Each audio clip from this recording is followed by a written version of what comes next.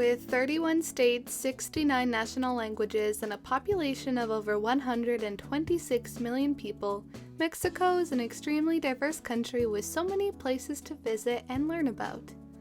Come along to explore Comalcalco and Moral-Reforma, two lesser known but remarkable archaeological sites nestled in the scenic state of Tabasco. This adventure all started a few months ago when my sister and I left our snowy city in Canada and boarded the first of 3 flights that would ultimately take us to Tabasco. First, however, we had to spend a night in Puerto Vallarta in Jalisco, where we walked along the boardwalk known as the Malecon, took in the amazing views, and ate enchiladas de mole.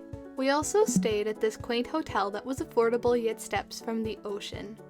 The next day we boarded our flight to Mexico City, where we had a 2-hour layover and fueled up with some coffee and food. Excited and ready to explore, we finally landed in the lush green state of Tabasco. You'll know you're close when you start to see the land morph into rivers that snake around clusters of buildings. So, where even is Tabasco, you may be wondering? Located in the southern region of Mexico, this state is rich with history and nature. Visitors can enjoy interesting and delicious food, hike through the jungle, and observe the flora and fauna that make this region so special. My favorite place is the Centla swamps, which is a biosphere reserve full of mangroves, birds, and even howling monkeys. All of this nature doesn't end when you enter the state capital. Villahermosa is a city with lots of natural resources, like oil, and there's also malls and parks such as Parque La Choca. If you visit in the evenings, you will see lots of families and couples walking around and stopping at food stands. Some of these snacks include marquesitas, which is similar to a crepe but better.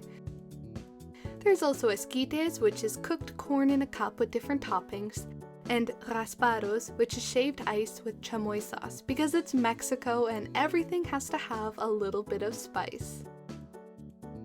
My sister and I spent 2 weeks here thanks to my boyfriend and his family who welcomed and hosted us. Besides getting to spend time with them in their neighborhood, they also took us to lots of interesting places in and around the city. One of those places was Comalcalco.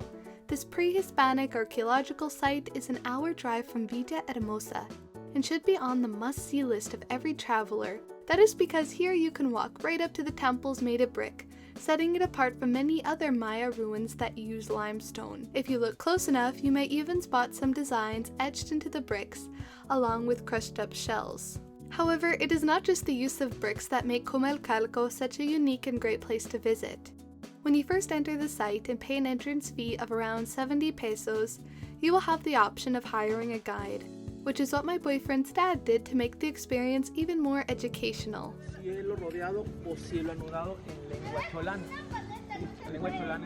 Comalcalco is not as grand in terms of size as some of the other archaeological sites in Mexico, but it is rich with history, especially if you have a guide who can explain it all. One of the things we learned, for example, is that the name Comalcalco comes from the word comal, which is a kind of griddle traditionally used to cook tortillas. There's even a nearby restaurant called Cocina Chontal that Alan and his family took me to last year, where they use comales to make some of the most delicious food you will ever eat. 100% would recommend. After walking past the kiosk at this archaeological site, you'll be taken down a forested path. Here you can see a calabash tree that grows a smooth fruit that, when hollowed out and carved, becomes what is known as jicara. Jicara has been used since the time of the Mayas to make bowls and even instruments. This tree here, with the reddish bark, is called palo mulato in Spanish, and it has medicinal properties that can help with things like chest pain and fevers. Some people have also jokingly called it the tourist tree, since this is how many tourists look after spending time in the sun. Palo mulato. Palo mulato. Eso es. Pues Maya se le conoce como chaca. As you keep walking, you will spot the first of several structures. Temple 1 is the largest and the spot where many sacrifices and rituals took place. Actualmente se llama también Templo de Chac Chac. Chac Chac es una de las transformaciones del dios de la lluvia Chac. Although you can't climb it, the guide told us that we could sit up here and take some pictures. You can also stand very close to the base of this temple to observe the bricks and the sculptures that depict a winged frog. This slimy amphibian may seem like a random choice to have included in a sculpture, but frogs were highly valued by the Mayas, who associated them with rain and fertility. If you stand in front of the staircase and clap, you will hear what sounds like a bunch of croaking frogs.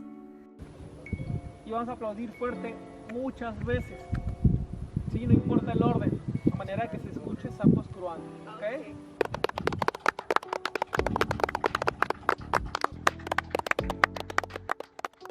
While we didn't spot any frogs, we did see spiders and lizards. This grassy area is known as the North Plaza, and it contains a few other temples and altars. Here's a digital recreation of what it would have looked like. If you keep walking up the hill to the right, you will also come across 3 more temples. One of them contains the mask of the Maya sun god, who is often associated with jaguars. Ojos, sus mejillas, incluso en la boca solamente tiene un diente. At the very back of Comalcalco lies the section called the Great Acropolis, which makes for an amazing view. Our guide mentioned that some tourists have even gotten to see or at least hear the monkeys living in these trees. Oh, and make sure to bring good walking shoes because you will have to climb up this makeshift staircase to get to the top of the structure. Up here you will get the chance to walk inside the palace and temples where the elite of the time would have resided. Although it no longer has a roof, many of its walls and corridors are still intact. And besides being able to spot the shells and etchings in the bricks, our guide also pointed out where the water system, the council house, courtyards, and steam bath would have been. Yes, you heard that right, a steam bath, which is a part of Maya ceremonies. It is still so astonishing to me that sites like this one exist. Giramos 360 grados, vamos a sentir como si estuviéramos encerrados en una cúpula rodeada de cielo.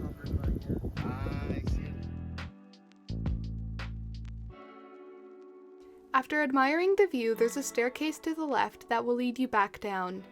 Along the way, you will pass a tomb with hieroglyphics and a pepper tree that our guide invited us to try. There's still more at Comalcalco to explore, like the museum at the site's entrance. There are lots of artifacts on display, but the most peculiar one has to be this urn with skeletal remains. Before leaving, we stopped at this little store next to the kiosk to buy a bag of malanga chips, which is a root vegetable.